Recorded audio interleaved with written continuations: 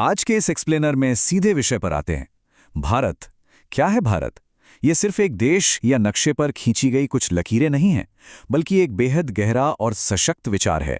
एक ऐसा विचार जिसकी नींव दशकों के लंबे संघर्ष पर रखी गई, जिसे हमारे प्राचीन और शक्तिशाली प्रतीकों ने एक पहचान दी और जिसे कुछ बेहद दूरदर्शी लोगों ने आगे बढ़ाया। तो चलिए आज इसी ऐतिहासिक यात्रा को करीब से समझते हैं।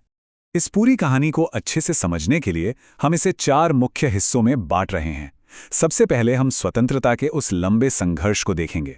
फिर बात करेंगे उन प्रतीकों की जिन्होंने भारत की राष्ट्रीय पहचान तय की। उसके बाद हम अशोक स्तंभ के उन रहस्यों को डिकोड करेंगे जो शायद आप नहीं जानते होंगे। और आखिर में भारत के उन ऐतिहासिक प्रथम उपलब्धियों और लीडर्स की बात करेंगे जिन्होंने देश को नई ऊंचाइयों पर पहुंचाया। तो चलिए शुरू करते हैं पहले हिस्से से, आज़ादी की ओर हमारी यात्रा, वो 90 साल का कड़ा संघर्ष। अब देखिए, आज़ादी हमें कोई रातों रात तो मिल नहीं गई थी।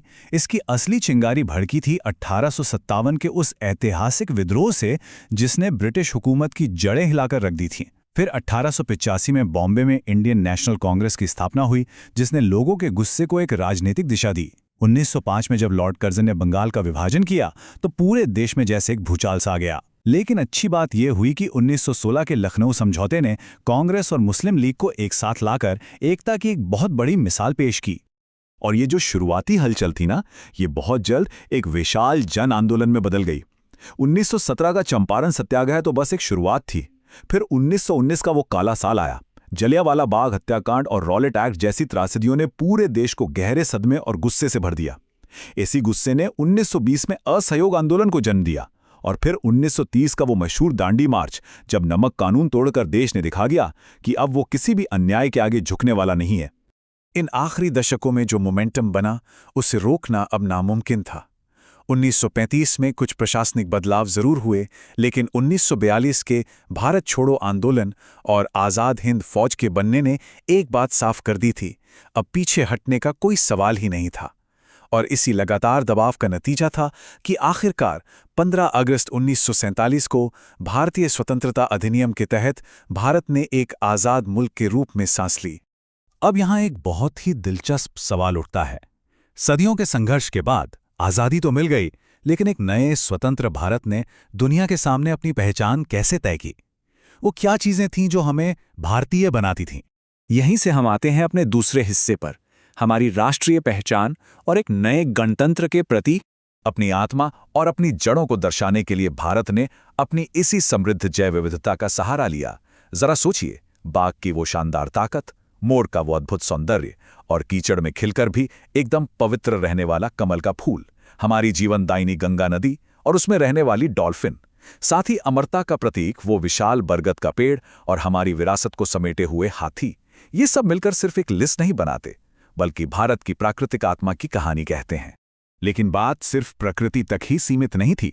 हमारे रोजमर्रा के जीवन को चलाने के लिए कुछ बेहद अहम सांस्कृतिक और प्रशासनिक स्तंभ भी तय किए गए, जैसे समय के लिए शक संवत कैलेंडर, अर्थव्यवस्था को चलाने के लिए हमारा रुपया और लिखने के लिए देवनागरी लिपि।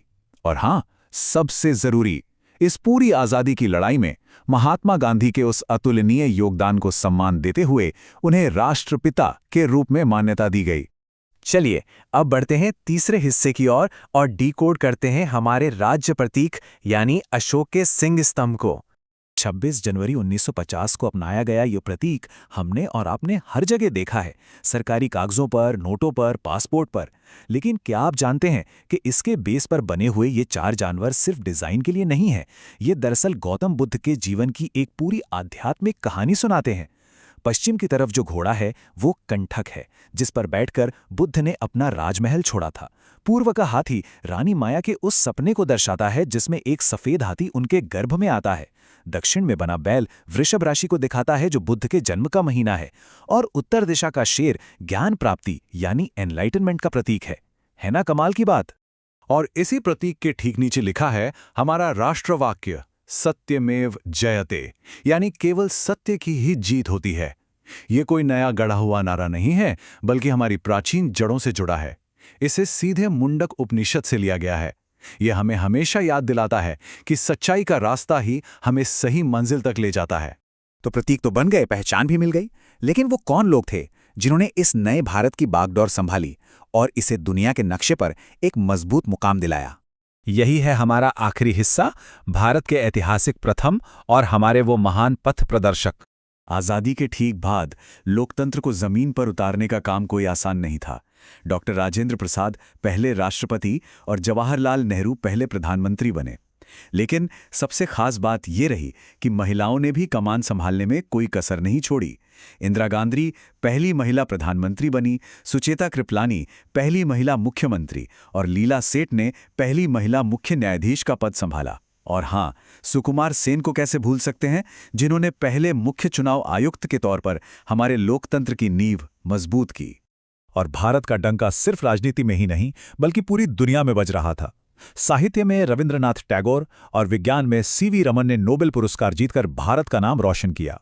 भानु अथैया ऑस्कर ले आईं। खेलों में अभिनव बिंद्रा ने ओलंपिक का पहला व्यक्तिगत गोल्ड मेडल जीता और कर्णम मल्लेश्वरी ओलंपिक मेडल जीतने वाली पहली भारतीय महिला बनी। और आखिरकार राकेश शर्मा अंतरिक्ष में कदम रखने वाले पहले भारतीय बन गए।